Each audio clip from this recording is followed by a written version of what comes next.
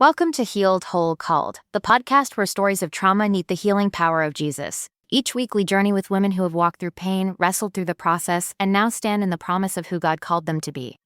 This is more than storytelling. This is sacred space, where honesty is welcome, healing is possible, and hope is alive. And now, here's your host, Wendy Melrose. Hey everybody, today's guest is a powerhouse of purpose. Emmy Cybela is a healthcare leader, devoted mom, and lived experience expert who is courageously using her voice to drive real change in the fight against human trafficking. With a strong background in leadership and unwavering heart for advocacy, Emmy equips communities through survivor-informed education and awareness. Her story is one of resilience, redemption, and bold obedience, and her mission is clear: to shine a light in the darkest places that helps others find hope and freedom on the other side. Hello, Emmy. Hi, Wendy. Thank you so much for having me. I am so excited to be here today to talk about, many different things, God and how he has redeemed me and given me the platform and anointing to share my testimony on the person that I am today. And more importantly, what sex trafficking is, how people become vulnerable, how do people fall prey, where is it happening in our communities, why is it happening, and what we can do about it. So Yeah, that's let's good. dive in. Yeah, absolutely. So let's start with what is sex trafficking with the basics. So sex trafficking is a crafty term that people have come up with, or a more appropriate term, I should say, a more appropriate term when we hear prostitution, or this is a horrible answer. You're fine. Modern day slavery. That is There we go. Modern day slavery that affects men and women, because men can be trafficked, and little boys, little girls, all the things, all age groups can be trafficked. Absolutely. Trafficking does not discriminate. First and foremost, the average age that someone enters the sex trafficking world industry, right, into the life is 13 years old. So it is now more important than ever to talk about what to look for and what we can do about it to help save our youth and our children. And that's why I do what I do, to bring my story and power and resilience into something that makes sense to people, because I am from a suburban town. I was in varsity sports in school. And yet it still happened to me. So it's not just minorities. It's not just an inner city issue. Sex trafficking truly is modern day slavery. It does not discriminate. There is no age bearing, no sexual identification, it doesn't care. Right. Traffickers do not care. And unfortunately, that means that all of us can fall victim, because traffickers prey on vulnerabilities. So share about some of those vulnerabilities. What are some things that we can look at even in ourselves to help us to maybe work on to not be blind or naive, I guess. I don't know if the naive is really even the word, but that's what comes to my mind. Or what can we do to protect our children? There's so many things we need to know. Yeah, for sure. Absolutely. It's definitely not a quick topic, but we're going to try to get it into a nutshell for our viewers and our listeners. So traffickers prey on vulnerabilities. And no matter what, even as successful adults, as you and I sit here, quote unquote, normal adults, right? We still have vulnerabilities. So now think of our youth. They need a new iPhone or a new phone, or want the latest trending item, or the latest coolest shoes, or the coolest this or the coolest that. Those things are vulnerabilities. For me, I was trafficked as a young adult, and my vulnerabilities were food, shelter, water, clothing, the basic needs that someone needs to survive. So what traffickers do is, for the younger crowd, they're going to prey on those vulnerabilities. Oh, your mom won't let you stay out late? I'll let you stay out late. Your mom or dad's not buying you cool shoes? Let's go to the mall. I'll get you those cool shoes. Or you need somewhere to stay? You can stay with me. I'll keep you safe. I'll make sure nothing happens to you.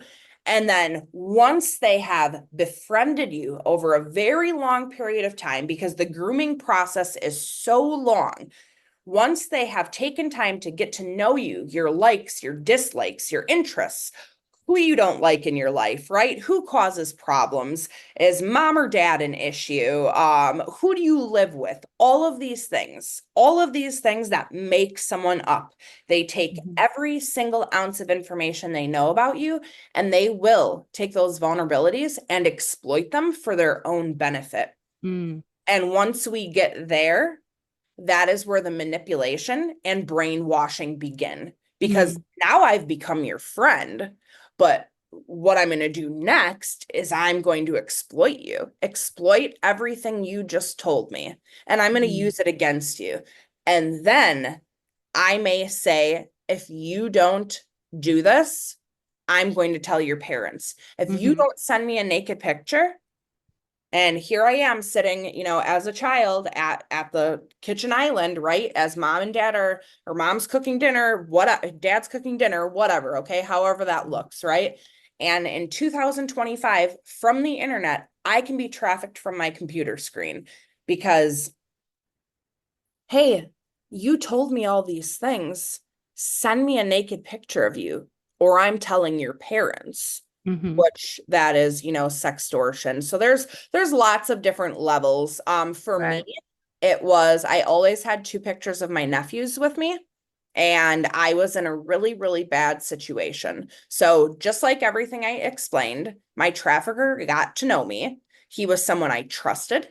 He was someone that he was, charismatic. I thought he was trusting, likable, never disrespectful. Of course, they're not going to show their true colors right away. How would they get anybody into their grips and their claws, right? So after I finally said, okay, I'm ready to come with you, he took everything that he had learned about me for months and months and months. Okay. Because again, the grooming process is very, very long. This is not overnight. You are not trafficked overnight. It certainly didn't happen to me overnight and the other hundreds of thousands of victims just in our nation alone. But he used those pictures of my nephews against me and put a loaded gun to my head and said, you do what I'm telling you to do, or I'm going to kill them. And it's very easy, I think, as our listeners are listening to this, oh my gosh, how could she let that happen? How could she do that? I would never do that. I would say, no way. I wouldn't even get myself in that situation. But unfortunately, think about what it costs to live nowadays in 2025, and that minimum wage I would think almost all states, right? I'm not going to shoot out stats that I don't know, but in almost all states, it doesn't even pay rent, food, tuition, whatever, car payment for one person. No. So it is very likely, and in my case, that shelter was one of those vulnerabilities that was preyed on. And we can say we wouldn't do it until the gun's actually to your head. And that's where I have posed the question to people, Wendy, because people have said, well, how'd you let this happen? I wouldn't have done that. Well, it's easy to say you wouldn't have done that until the loaded gun is actually to your head. Sure. So if I put a loaded gun to your head, Wendy, and I say, you do what I want you to do, or I'm going to kill your family, are you really going to fight me? Someone with a loaded gun? No. Exactly. So, I mean, let's just be real. I think that's where the misconception comes from. Right. And just like you had said, it's not like someone is kidnapping you off the side of the street, doesn't know who you are, put a gun to your head. And really they don't know your family at all. They could pretend, or unless they've been watching you. But we're talking about a real situation where grooming is a thing, and I guess it's kind of so I understand people would say like, I would never let this happen to you, but and I do agree, you won't know unless you put your, the gun to your head. But let's dive a little bit in a different direction on now you're educating people. So you were in that situation. God delivered you out of that situation. And I know we're kind of jumping I don't want to jump all over the story, but now it's your mission to share with people about the signs to recognize. Are you helping people recognize groomers? Because you had said one of the things I'm getting to know you over the last several months is that it happens in plain sight. Absolutely. Trafficking is hidden in plain sight. It's not like the movie Taken. Sex trafficking or human trafficking, right? Because there's different subsets. Human trafficking is a little bit different than sex trafficking. It looks very, very different in third world countries. Mm-hmm. Most people automatically assume that trafficking is also an inner city problem with minorities. So my organization, Lacey's Hope Project, it is our mission and goal to bring awareness, prevention, and hope to what sex trafficking is, how the grooming process works, how traffickers do what they do, what you can look out for, and why it's happening in our cities, and that's supply and demand, right? Mm-hmm. If there wasn't demand, if there wasn't the men purchasing boys, girls for their own satisfaction and self-entitlement, and to meet their own disgusting needs, then there wouldn't be an issue. And just like the drug industry and trafficking is probably exceeding it, because when you sell a bag of drugs, those drugs are gone. You can't resell that. But a human, you can sell over and over and over again. And Right. I am just lucky enough to be able to have God on my side that has anointed me and given me favor to have a platform to share my testimony, to help other people get through, either prevent it, right? Or to get through it and know that they're not alone. Right. So when you go to the airport now, you see signs all over that if you're being trafficked, to call this number. Yep. When you are in that situation, I mean, I love that those are out there, but how often do people actually call it? Do you know that answer? Oh God, I don't know the statistic anymore. Honestly, that would be through Polaris. They're a great organization.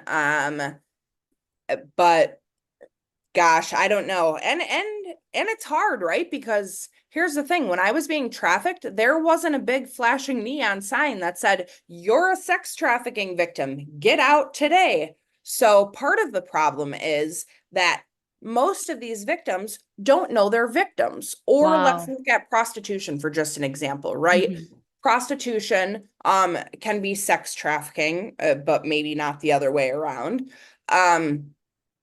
But people look at it as, oh, they have a choice to do this. Well, is it a choice to do this, or is it rather a lack of choices that has someone doing this? Right. Um, Right. it's based on survival. And so I'm not sure statistics on that exact I was question. just curious. Um, Well, and one of my other big problems is that when I took my kids and I was traveling somewhere at the airport, I noticed that I was told I needed to have their birth certificates. They never asked for it. So I'm like, this is why to me, they make it too easy to be able to travel with kids if they're not yours. yeah. But I don't know. I've thought that before, when traveling with my son. However, what does the birth certificate do? Because there's not even a picture attached to that. And That's as true. kids grow, Yeah. they can Not look wrong. different. So, I mean, Yeah. I don't think there's even a good answer for that. Like, what do you get a kid a new ID every year? Right. I Or mean, or do we have totally. a fingerprint system? But then that's like violation of privacy. So that's a whole nother question and a Yeah, whole you and nother I could go time. down so many different rabbit holes, but I would love to know, like, is it mostly only men doing this or there women doing it too? No, absolutely. There are both male and female traffickers, male and female groomers. Well, because didn't your story include like the male trafficker had kind of an accomplice who was female who was helping him trap Absolutely. you? So I met a female. Unbeknownst to me, this female had watched me for quite a while, got to know my movements in that area of where I was and approached me one day. And just like I talked about the traffickers befriending and getting to know vulnerabilities, she did the same exact thing. So now I have again, to our listeners, when you're thinking, okay, well, how did this happen? Well, I met a girl that I thought was my friend for months and months and months. Okay. Again, long process, right? Mm-hmm. And when my best friend, so I thought, introduced me to this male that was respectful, charismatic, interested in me, no red flags whatsoever at that time, why would I not trust him? How many, think about, okay, if you're married and you're going to a work party and your husband or wife introduces you to someone that the partner of their best friend, chances are you're going to trust that person because there's already an established line of trust. So I trusted her, which kind of defaulted to him, right? And then it made it very easy for them to, take those next steps. Right. So, now if someone's listening and those just happens that they are realizing, what are some signs, like things that they can, if someone's trapped and they don't know they're trapped, what are some signs is there something you can say to them? Like now, if they're listening to this episode, like, hey, if you're experiencing this, this, and this, and this, you're in an unsafe situation, go do this, this, this, and this. I think that number one, you have to be able to recognize that you're a victim. You have to know that what you're doing is not right, and it's never okay for someone to force you to have sexual encounters over and over without your consent, right? Just because you're laying there, sitting there, whatever, and I hate to get a little raw, but that's the fact, does not mean that that person is saying it's okay. So if you're doing this out of your what you want, you're not receiving money for it, or you have someone that's courting you, that's buying you all of these gifts and sometimes has a temper, maybe that's something to look at. And then for parents, are there changes in your child's behavior?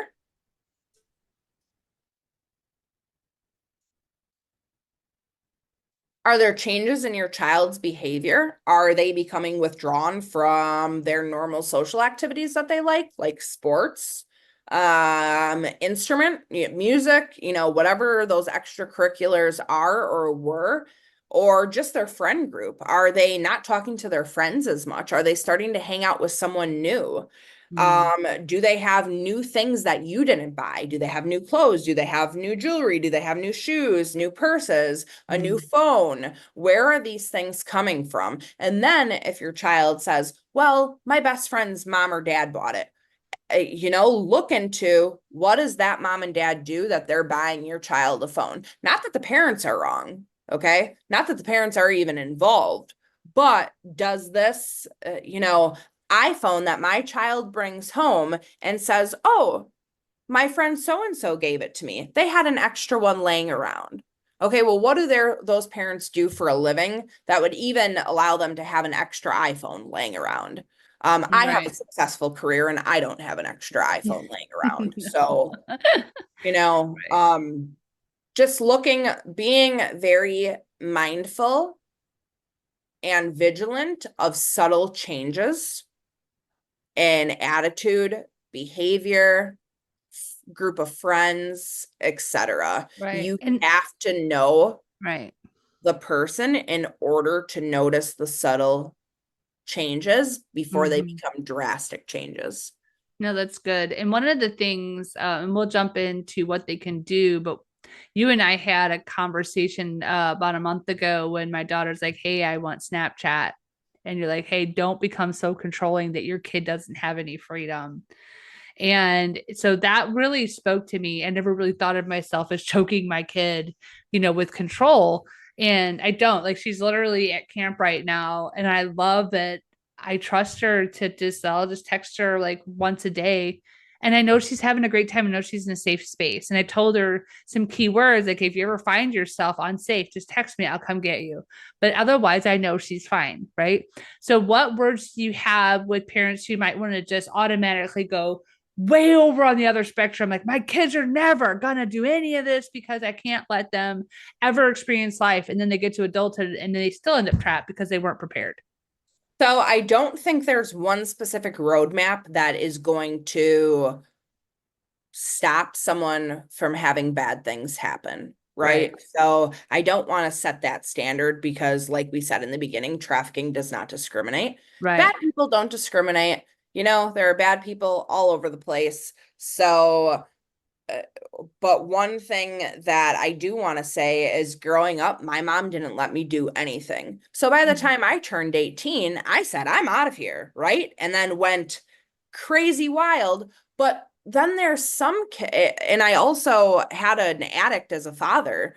And had always said when I was a little girl, Daddy, you have to take the right path, not the left path, right?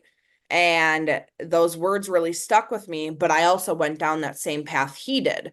So there are some kids that see an addict for a dad or an addict parent, okay, or an addict caretaker, and they follow those footsteps. But then there's the other group of people that see that addict caretaker and say, no way in hell am I doing that. And they don't do it. So there's a fine line of, allowing your kids to do things while having measures and systems in place to keep them safe, but also education is key. Right. Education can and will lead to prevention. We need to educate our kids. We need to educate our youth on what to look out for, what is okay or not okay. What to do if they feel uncomfortable, because if we keep our kids, and I don't know that there's a right number or for age to give a child social media. Okay. I think part of it is social media sucks and it has brought generations down or a generation down, whatever. But then I think there's the other part that it's happening. It's 2025. It's happening. And we can either get with the times and educate our kids now. Right. Or social media is going to educate them for us, and then they're getting misinformation. Sure. So which route do we want to go? That's so good. And so if someone, let's just say a parent does notice that their child has these things, or someone who's listening is realizing, wait a minute, like, I am doing these things without permission or consent. What is the best and safest way for them to get help? I think you have to have a trusted adult for children specifically, that you would go to and talk to. Do you ever get the authorities involved right away, or can that be bad? Yeah, I was going to say a school counselor, maybe the authorities, depending, each circumstance is different. But if your gut is telling you something's wrong, it's illegal, it's not right, and it will never, ever hurt to call law enforcement, I don't think, at least I would hope not, to get them involved and see what's going on, or especially if you have the name of somebody or know what they look like, description, anything that's identifiable. And then the police can see, well, has this happened before? And doing your own research, right? Looking up somebody's record or Googling them, seeing what pops up. Are they on the sex registry? There are a lot of things that we can do to ensure safety, but I don't think, there's a foolproof way other than bringing awareness to the topic, having open conversations with our youth and our youngsters and our littles so they know what to do. in the event something happens. Mm-hmm. Do you have a website people can go to learn more about what they can tell to best educate their kids, or the best way to learn more about what your mission is? Absolutely. So everybody grab a pen, get your pen and paper, and you're going to write down Lacey's Hope Project.org. Okay. LACEYS Hope HOPE project.org. We also have our Dear John campaign geared towards men and the demand side, and it is called nohappyendings.org. So please visit those websites, become educated, share it with your friends, share it with your loved ones, have your kids watch my short family-friendly documentary that is on Lacey's Hope Project, or you can Google Lacey's Hope Project or YouTube it, and a lot of different documentaries will come up. I've done so many different publications and documentaries and awareness campaigns, so there's definitely lots of information. And I'm also not the only survivor leader in the country, right? There are a lot of us that have a lot of great information, maybe same basis of story, but very different stories and what has happened to us. And, someone that you might resonate with someone to resonate with on a different level or a little bit more. Maybe you don't like my voice and like listening to me. So maybe you want to listen to somebody else, right? Because that's really how we do things. If we don't like the voice of someone or, what someone has to say, we're not going to continue to dig on that person. Right. So find somebody that you like, that is a survivor leader. Again, there's so many across the US, so many amazing people, and get educated. Absolutely. And I know that Emmy's going to be working on a book here soon. So hopefully by the end of this year, we will have that to launch for you guys to get as well. And so, Emmy, I really appreciate everything. Do you have a final word of encouragement or prayer for the listeners? I just think that, if there's anything you took away from this conversation, know that trafficking doesn't discriminate. There is a grooming process that takes a long time. It's not overnight. They prey on people's vulnerabilities. We all have vulnerabilities. Okay. This isn't just set to one specific population. And education, again, can and will lead to prevention. It is our jobs as mothers, brothers, sisters, friends, aunts, uncles, to bring awareness, to have uncomfortable conversations. And if we suspect something with someone that we love, to be non-judgmental and give them a safe place to talk. That's good. That's so good. Well, thank you so much.